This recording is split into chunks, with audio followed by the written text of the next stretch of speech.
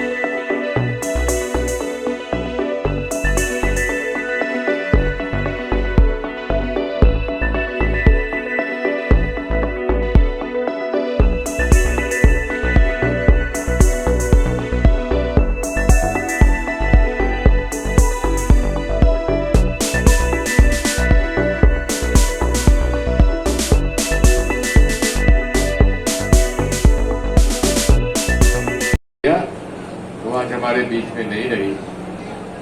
कारण ये रहा कि कोरोना उसको हुआ और उसने जिस प्रकार का इलाज कराना चाहिए थे नहीं करा। ये कोरोना बीमारी ही ऐसी है, अगर लापरवाही आप करोगे शुरू में तो फिर एक बार ये फेफड़े में चली गई बीमारी तो वहां से बचना मुश्किल है। इससे कैसे बचा जाए? मुझे इस बात की खुशी है कि हमारे जिला कांग्रेस अध्यक्ष जी महेश पटेल जी ने यहाँ पर फेस आपका मास्क आपको दिया है मुंह पे लगाने के लिए। इससे बचाव हो सकता है। कभी भी आप बाहर जाएं, लोगों से मिले जुले, आपको ये मास्क लगाना चाहिए। तो दूसरे का इसके जो कीटाणु है ये मुंह से और नाक से अंदर जाते हैं और उसकी वजह से हम लोगों को ये बीमारी होती है। और जिन लोगों को बीमारी है, अगर उन्होंने भी मास्क नहीं लगाया तो वो दूसरे लोगों को बीमारी दे देते हैं। इसको बचने का केवल एक ही तरीका है कि ज्यादा भीड़ भाड़ इलाके में मत जाइए, मास्क लगा के जाइए, बार बार हाथ से अपने साबुन से हाथ धोना चाहिए। यही हम लोगों को एहतियात बरतने की आवश्यकता है। अगर थोड़ा बहुत भी बुखार आ जाए, खांसी सर्दी भी अगर है, तो इसमें दवाई गोली पूरी ले लीजिए। दवाई गोली अगर आपने बराबर ले ली तो फिर आपको कोई दिक्कत नहीं आएगी। मुझे भी हुआ था कोरोना, तो मैंने उस पहले दिन से अपनी दवाई गोली लगा ली। उसके बाद मुझे कहीं भी अस्पताल में जाने की आवश्यकता नहीं पड़ी। अब मोदी जी ने तो मना कर दिया था कि हमारे पास पैसा नहीं है, हम मुआवजा नहीं दे पाएंगे। पहले तो उन्होंने घोषणा कर दी कि 4-4 लाख रुपए देंगे, लेकिन उसके बाद उन्होंने कहा कि हमारे पास पैसे नहीं है, हम नहीं दे पाएंगे। अरे मोदी जी, आपका दिल्ली में महल बनाने के लिए, उपराष्ट्रपति का महल बनाने के लिए, नए नए बिल्डिंग बनाने के लिए दिल्ली में 20,000 करोड़ रुपए आप खर्च कर रहे हो, लेकिन गरीबों के घर में कोरोना से मरने वालों के लिए तुम्हारे पास पैसा नहीं है। ये शर्म की बात है। मैं आपसे कहना चाहता हूं कि हमें इस बात का पूरा प्रयास करना चाहिए कि जिसको भी कोरोना का टेस्ट पॉजिटिव आया है, कि मुझे बताया मुकेश ने, कुछ ऐसे लोग भी हैं कि उनको पॉजिटिव हो गया लेकिन बाद में उसको नेगेटिव कर दिया। ऐसे प्रमाण आपके पास हो तो हमें लाइए, हम उनको सबको प्रमाण पत्र में पॉजिटिव दिलवा के उनको मुआवजा दिलवाने के लिए पूरी कोशिश करेंगे। हमारी जिला कांग्रेस कमेटी के अध्यक्ष जी महेश पटेल जी काफी सक्रिय हैं। मैं उनसे कहूंगा कि ऐसे सारे प्रकरण वो एकत्रित करें, उनको मुआवजा दिलाने के लिए हम पूरा प्रयास। आपसे बस यही निवेदन है कि लापरवाही मत करो इसके अंदर, क्योंकि अभी ये कोरोना गया नहीं है, छूट थोड़ी सी मिली है, लेकिन ये तीसरी बार फिर आ सकता है। और इसमें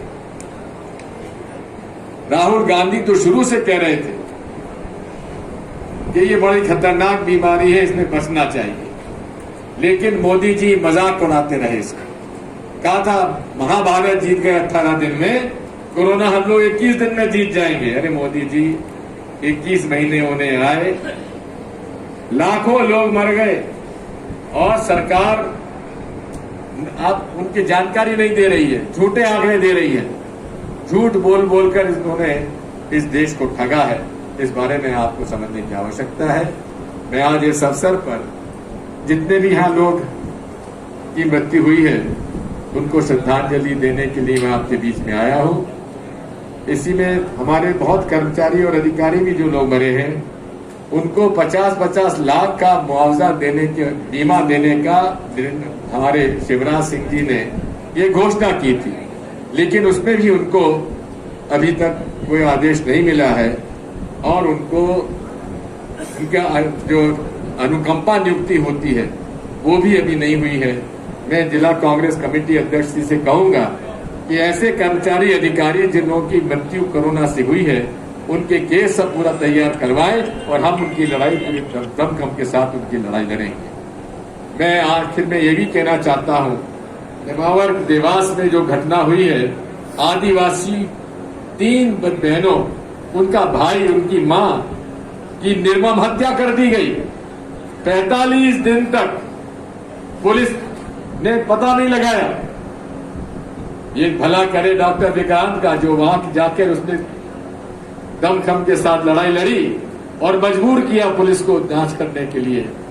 जो लोग दोषी हैं उनको भारतीय जनता पार्टी का विधायक शर्मा और मंत्री कमल पटेल उनको बचाने में लगे हुए थे। जब हमारे कांग्रेस के नेता ने जाके लड़ाई लड़ी विक्रांत ने, तब जाकर वो पता पड़ा और थोड़ा बहुत उनके साथ जब उनको पूछताछ की तो तब पता पड़ा कि 45 दिन पहले इन लोगों को वो ले गए और उनकी हत्या कर रहा है। ऐसे हत्यारों को तो फांसी की सजा मिलना चाहिए और जब तक फांसी की सजा नहीं मिलेगी हम चुपचाप बैठने वाले नहीं हैं। हम आपसे यही अनुरोध करते हैं कि इस मामले में हमें आपके साथ हमेशा से खड़े रहे हैं, आगे भी लड़ते रहेंगे, चाहे कहीं भी हो, कैसे भी हो। आदिवासियों की और गरीबों की लड़ाई हमेशा हम लोग लड़ते रहे। बहुत बहुत धन्यवाद। मैं आपसे अनुरोध करूंगा कि अब 2 मिनट का मौन हमारे लोग, क्योंकि इस जिले में करीब आंकड़े तो सरकार ने कम ही बताए, लेकिन आदरणीय राजा साहब यहाँ पे हर गांव में करीब हर ब्लॉक में 100, 200, 300 भी मरे, 400 भी मरे, तो करीब 1000 के ऊपर, 1000-1500 के ऊपर यहाँ पे लोग मरे। क्योंकि ये सरकार थी, सरकार ने यहाँ पे कभी ध्यान नहीं दिया।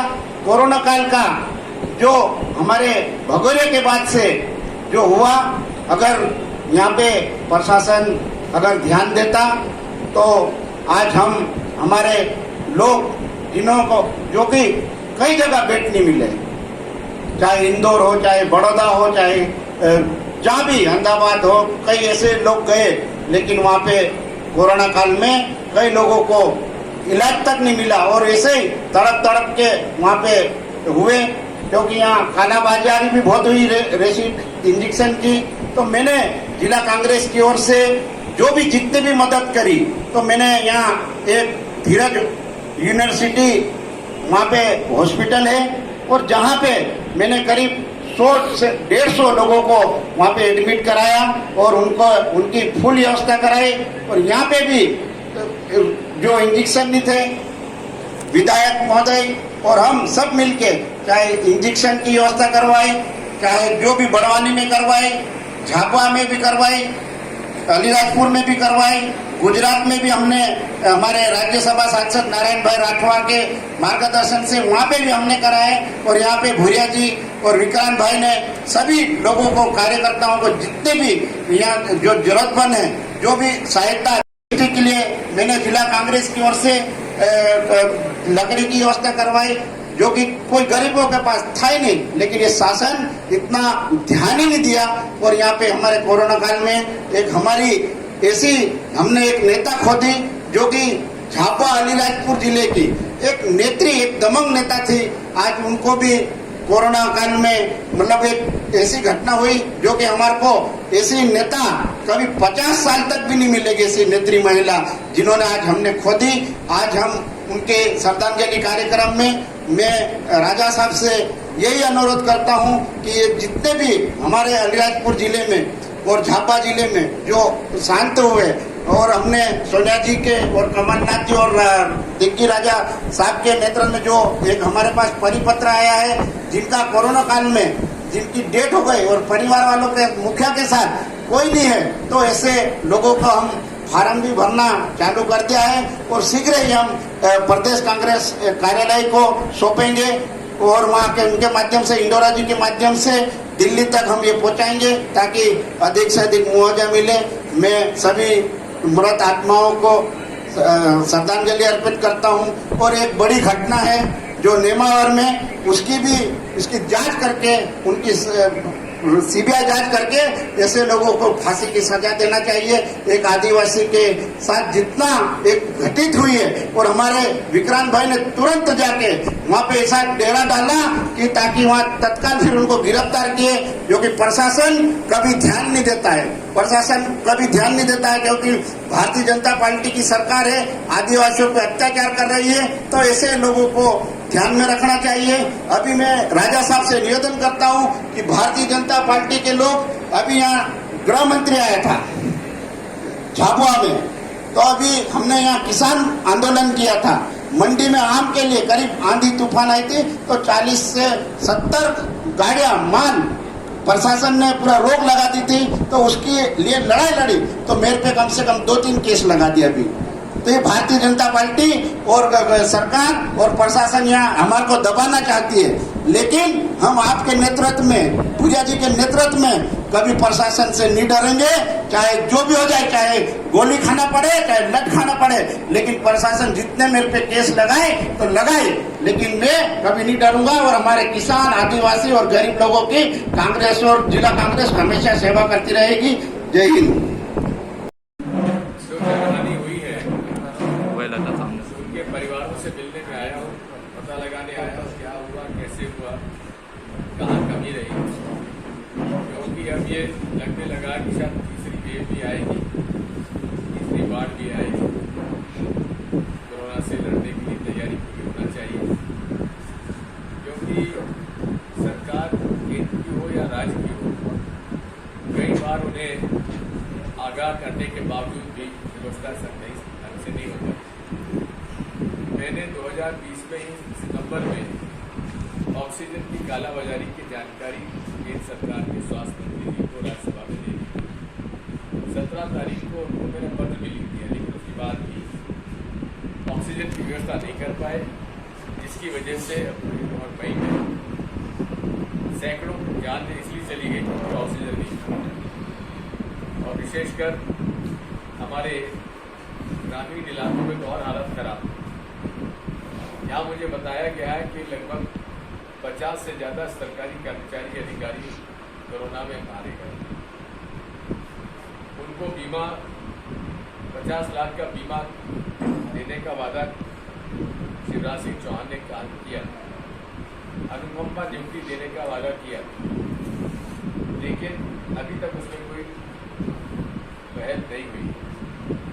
इसी प्रकार कोरोना से मृत्यु होने वाले उस परिवार को 4 लाख का मुआवजा देने का आदेश हुआ, लेकिन उसमें भी वो आदेश वापस ले लिया। धन्यवाद का मैं उच्चतम न्यायालय के न्यायाधीश जिन्होंने निर्देश दिया है कि आपको मुआवजा देना पड़ेगा।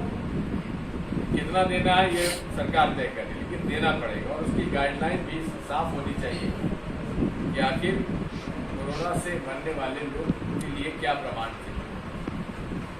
अब प्रमाण पत्र देने में आनाकानी सरकार कर रही है। आंकड़े कम बताया जाता है, आंकड़े जहाँ 40 आंकड़े बताए जा रहे हैं, वहाँ कम से कम 400 लोगों की मृत्यु हुई है।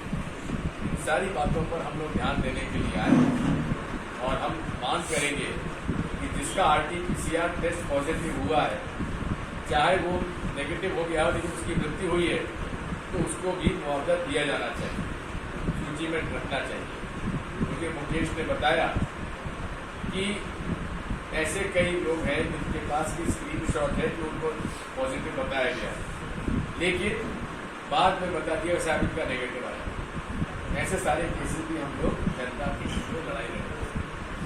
मैं यही अनुरोध करना चाहूँगा केंद्र सरकार से कि उन्होंने 20,000 करोड़ का प्रोजेक्ट बनाया हुआ है प्रधानमंत्री जी का निवास बनाने के लिए, उपराष्ट्रपति जी का निवास बनाने के लिए, नया संसद भवन बनाने के लिए, सेंट्रल विस्टा के लिए, वो सब बंद करें और मुआवजे की राशि दें, क्योंकि सुप्रीम कोर्ट में केंद्र सरकार ने कहा कि हमारे पास पैसा नहीं है।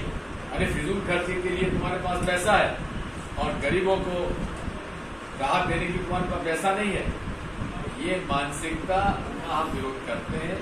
इस मानसिकता से ये सरकार ग्रस्त है। महंगाई बढ़ती जा रही है, क्योंकि खाने का तेल महंगा होता जा रहा है, दालें महंगी होती जा रही हैं, आटा चावल महंगा होते जा रहे हैं, हर चीज में महंगाई बढ़ रही है। खाने के तेल की टंकी महंगी होती जा रही है, पेट्रोल डीजल के भाव दिन दूनी रात चौगुनी बढ़ते चले जा रहे हैं और यही पूरे तरीके से आज गरीब आदमी को 2 टाइम रोटी नसीब होने में दिक्कत आ रही है। रोजगार है नहीं, रोजगार चल नहीं रहा है, यहाँ के लोग पलायन कर रहे हैं। अभी मुझे जैस के लड़कों ने, आदिवासी लड़कों ने आवेदन दिया।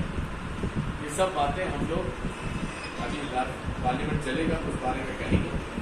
मैं आज यही कहना चाहता हूँ कि कांग्रेस पार्टी महेश पटेल के हमारे अध्यक्ष हैं, हरीशान जी हैं, सुरेश जी हैं, सब लोग हम लोग मिलकर जो लोग कोरोना ग्रस्त हुए हैं उनके लिए लड़ाई लड़ेंगे। हमें इस बात का दुख है कि बहुत ही बहादुर, सजग, कर्मठ और सक्रिय हमारी राजनेता कलावती चली गई। हमें बेहद दुख है। कलावती जाने से न केवल कांग्रेस को नुकसान हुआ है, पारिवारिक दृष्टि से मुझे निजी शक्ति हुई है, क्योंकि मेरे छोटी बहन समान कलावती थी और बेहद तीसरी लहर की बात की जा रही है तो सरकार को कांग्रेस की तरफ से किस तरीके से सुझाव दिए गए? सुझाव मानना चाहिए। राहुल गांधी जी ने सुझाव दिया था फरवरी 2020 में कि तैयारी कर लीजिए, नहीं माना, उनका मजाक उड़ाया गया। उसके बाद वैक्सीन का सुझाव दिया था, वैक्सीन हम लोग निर्यात करते रहे।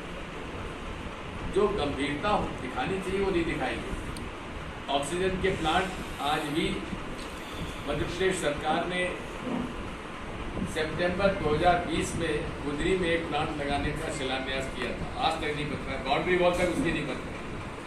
पूरे तरीके से सरकार जो है असफल है।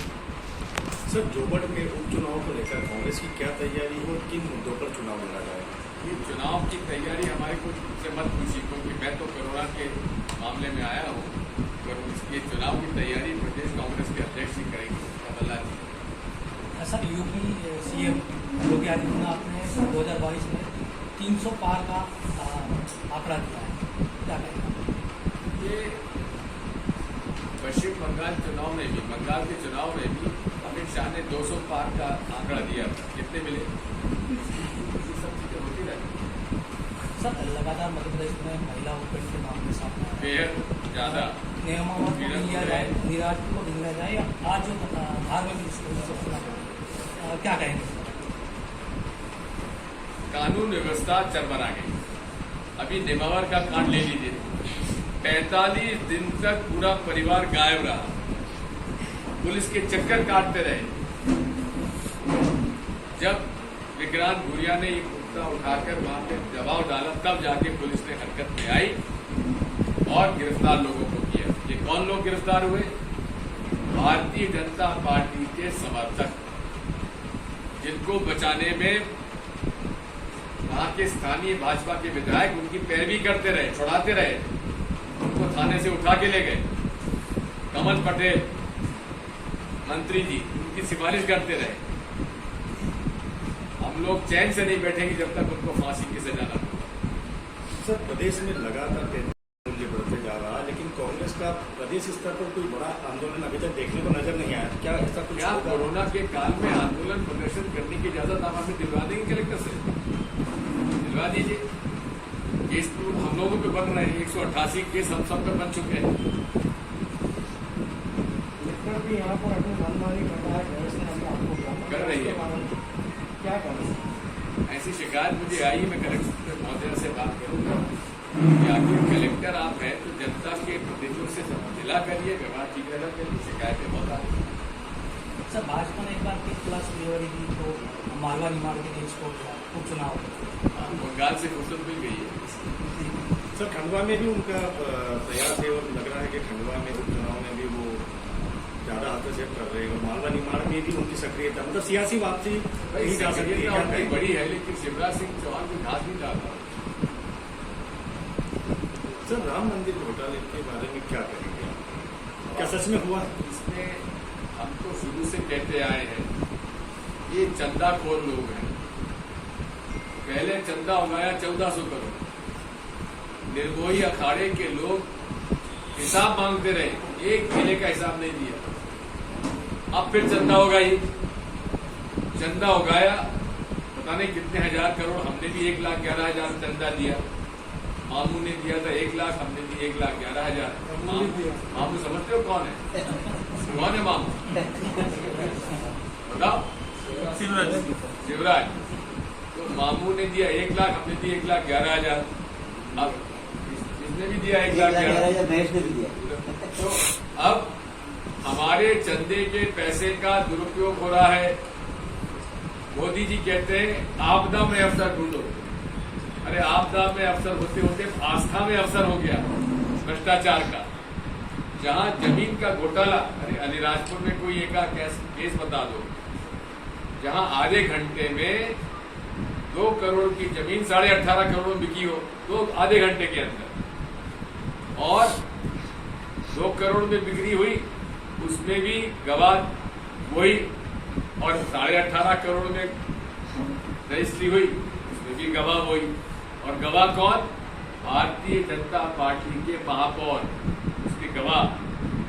दूसरा, सरकारी जमीन एक व्यक्ति ने 20 लाख रुपए में बेच दी, और उस व्यक्ति ने मंदिर को 2.5 करोड़ रुपए में बेच दी। स्वयं अध्यक्ष नित्य गोपाल दास जी के जो प्रमुख शिष्य हैं महंत बंगदास जी, उन्होंने आरोप लगाया है कि भारी भ्रष्टाचार हुआ है। कई वहां के महंत अयोध्या के कह रहे हैं कि भारी भ्रष्टाचार हो रहा है। मोदी जी मौन क्यों है? वो तो आप तो संरक्षक है उस ट्रस्ट के। हमने कहा था कि ये ट्रस्ट बनाने की आवश्यकता नहीं है। नरसिम्हा राव जी के समय रामालय ट्रस्ट का गठन हुआ था, जिसके अंदर जो प्रमाणित हमारे सनातन धर्म के शंकराचार्य वो उसके सदस्य थे, रामानंद संप्रदाय के महंत उसमें सदस्य थे, विश्व हिंदू परिषद का नेता कोई उसमें शामिल नहीं था। आज ये चंपत राय कौन है? विश्व हिंदू परिषद का नेता है। इसको क्या लेना देना चंपत राय को राम मंदिर से? केवल पैसा उगाना और चंदा उगाना। और तो और उषा ठाकुर मंत्री जी अब चंदा उगा रही है। काय के लिए उगा रही है? ये कोरोना के लिए, वैक्सीन के लिए चंदा दो। अरे प्रधानमंत्री कह रहे हैं मुफ्त वैक्सीन लगाएंगे और तुम वसूली कर रही हो, चंदा उगा रही हो। ये चंदा खोरों से बचो। अलीराजपुर के आप सब लोगों से मेरी प्रार्थना है। सर, कश्मीर की नेताओं से पीएम मोदी की लगता है कोई हल निकलेगा? पहली बात तो चर्चा निर्णय लेने के पहले करते तो चर्चा की आवश्यकता अब नहीं पड़ती। अगर मैंने चर्चा के लिए, पुनर्विचार के लिए कह दिया तो दिग्विजय सिंह पाकिस्तानी हो गया, और अब प्रधानमंत्री चर्चा के लिए बुला रहे, वो पाकिस्तानी हुए कि ये तालिबानी हुए? बताइए। मोदी सरकार तालिबान के साथ समझौता की वार्ता कर रही है। ये कतार के अधिकारियों ने कहा है कि इन्होंने समझौते तालिबान के साथ समझौता कर रहे हैं। बिना बुलाए नवाज शरीफ के यहाँ पाकिस्तान पहुंच गए प्रधानमंत्री। वे पाकिस्तानी नहीं हुए, वे देशद्रोही नहीं हुए। दिग्विजय सिंह ने जो कहा मोदी जी ने वही तो किया। तो दिग्विजय सिंह सही निकला कि मोदी सही निकला? प्रदेश में लगातार सर बेरोजगारी बढ़ती है, क्योंकि रोजगार देने वाले जो लोग थे वो खुद रोजी रोटी के लिए आज तरस रहे हैं। जो छोटे छोटे रोजगार देने वाले लोग थे उनका सारा काम धंधा चौपट है, तो क्या होगा? सर विपक्ष तो चुप है ना सर जी, विपक्ष तो चुप है। सभी आरोप चुप है सर। आज भी विपक्ष की चूक। आप विपक्ष में बैठे हो फिर भी चुप है सर। मेरा ये कहना है कोई आंदोलन कुछ नहीं हो रहा है अभी तक। अरे विपक्ष की चुप इसलिए है क्योंकि मैंने कहा ना कि कोरोना में हमको आंदोलन प्रदर्शन की इजाजत दिलवा दीजिए श्रीमान। कोरोना काल में जिन नर्सों ने अपनी पूरी जिम्मेदारी निभाई है, आज वही आंदोलन पर बैठे। जो भी कोरोना वॉरियर्स हैं, डॉक्टर हैं, नर्स हैं, कंपाउंडर हैं, हेल्थ वर्कर्स हैं, आशा कार्यकर्ता है, शिक्षक हैं, पुलिस के लोग हैं, जितने कोरोना वॉरियर्स हैं उनके सबकी मांगों पर गंभीरता से विचार करते हुए उनको लाभ पहुंचाना चाहिए। अतिथि शिक्षक 5 तारीख को कल उनका आंदोलन है, हम उनका भी पूरा समर्थन